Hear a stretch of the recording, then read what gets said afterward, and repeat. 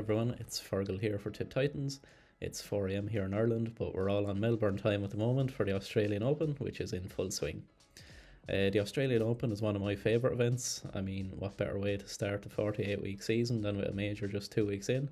Players are at their freshest both physically and mentally, and the conditions at the leading tournaments are quite similar to the main event, something we don't see before the other majors. This gives us a great barometer of where a player's form is at.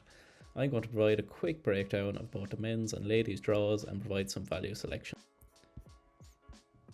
On the men's side, the draw has certainly favoured Carlos Alcaraz. You can find him at around $5 on the exchanges.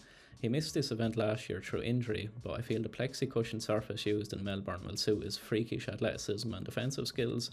He didn't play any warm-up events coming into this tournament, but he'll have time to find his game against lesser opponents in the early round.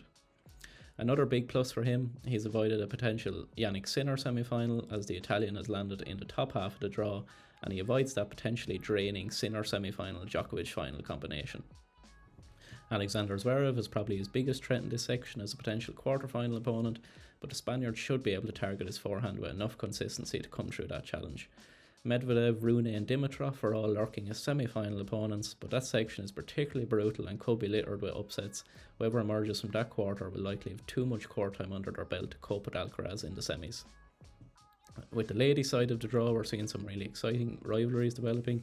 The consistency of Iga Swiatek, Coco Gauff, Aryna Sabalenka and Elena Rybakina across the past 12 to 18 months leaves us with a big four set to dominate the ladies' game in the coming years. We're going to look further down the field for value though. It's fair to say that Maria Sakkari has underperformed at majors, but she's reached a round of 16 on 2 previous occasions in Melbourne, and her path to the quarterfinals looks quite favourable. She enters in strong form after 3 straight set victories at the United Cup, and she's definitely a confidence player. Match wins under her belt will only help her game. Coco Gauff is lurking as a potential quarter-final opponent, but she'll likely have to overcome Leylah Fernandez and Caroline Garcia in a trickier path than she would have liked. Sakkari is available at around $48 on the exchanges and could present a nice hedging opportunity later in the tournament.